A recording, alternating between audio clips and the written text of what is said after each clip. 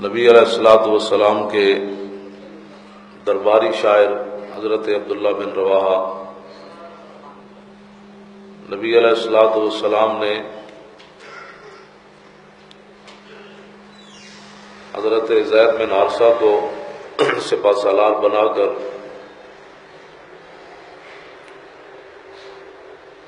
ان کی قیادت میں صحابہ کا ایک لشکر روانہ فرمایا جنگ موتا کے لیے، اور اس میں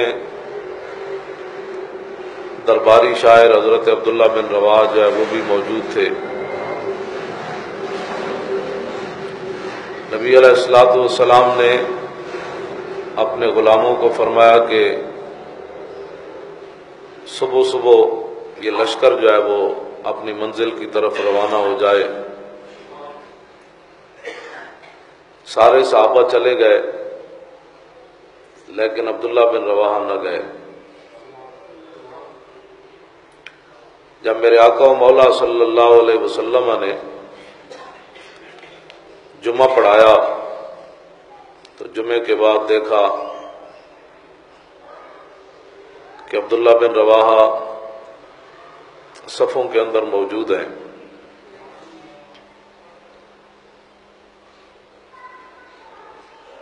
فلما صلی مع رسول اللہ صلی اللہ علیہ وسلم، جب انہوں نے حضور کے پیچھے نماز پڑھی تو حضور نے انہیں دیکھ لیا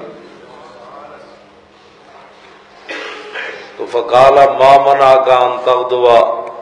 مع اصحابک، حضور نے فرمایا عبداللہ تجھے کس چیز نے روکا تھا کہ تو باقی میرے غلاموں کے ساتھ جنگ موتا کے لیے نہیں گیا؟ یہ سوال ہے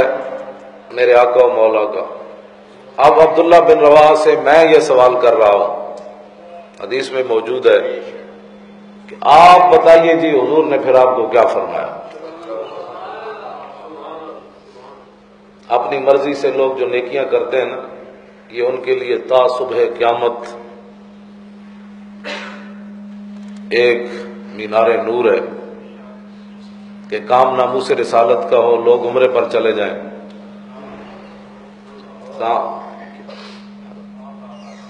کام حضور کی عزت کا ہو، لوگ اپنا مکان بنانا شروع کر دیں،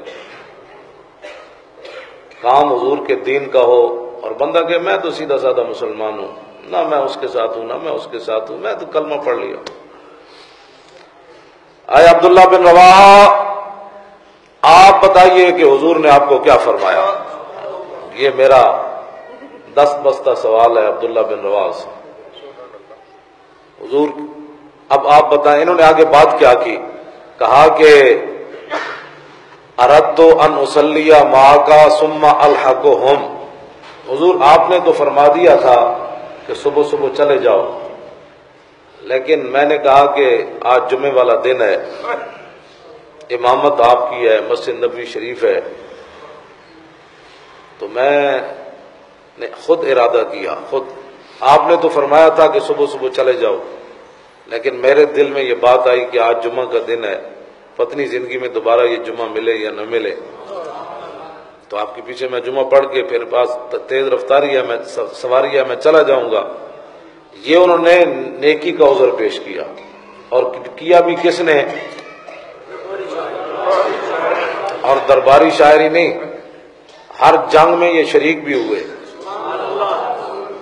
یہ نہیں کہ بدر جو پیچھے رہ گئے تو پھر عہدے چ آ گئے، جو عہدے جو پیچھے رہ گئے تو پھر خندق کے جا گئے، یا کدے گھر بیمار رہے، ہر مسئلے جو حضور دے نال رہے، بلکہ عمرہ قضاء کے موقع پر جو آپ نے سخت باتیں کی وہ بھی،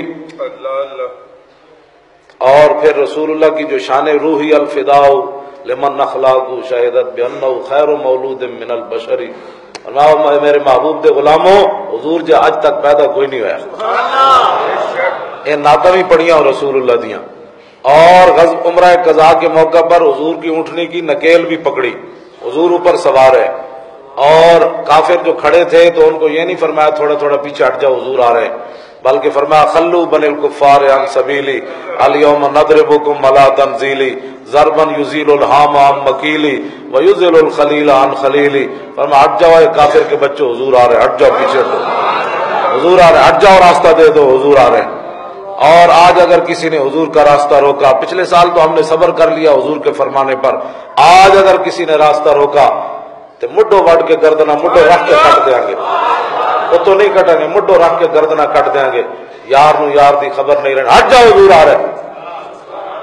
یہ فتح عمرہ قضا کے موقع پر حضور کی سواری کے آگے آگے آپ نے یہ شعر بھی پڑھے، اور فاروق اعظم نے اس موقع پر کہا کہ یبن رواحہ بین یدی رسول اللہ وفی حرم اللہ. فرمایا عبداللہ بن رواحہ حضور کے سامنے اتنی سخت باتیں کرتا ہے، ہاتھ تھوڑا رکھ، پتہ نہیں. یہ مطلب نہیں سی کہ حضرت عمر کوئی چاندے سن کو ہاتھ تھوڑا ہوئے، بلکہ آپ چاندے سن آج حضور دی مور لگے. یہ تو نرم پالیسی نہیں سی، مطلب کوئی سمجھے حضرت عمر روک رہے سن کہ انہوں نے کوئی آج نرم پالیسی ہو گئی سی. آپ نے چاہتے تھے کہ آج حضور کی مور لگے کہ جب میری عزت کا مسئلہ ہے تو ڈی چوک ہوئے یا مار روڈ ہوئے یا مسجد رحمت للعالمین ہوئے، بولی ایک ہی ہوئے.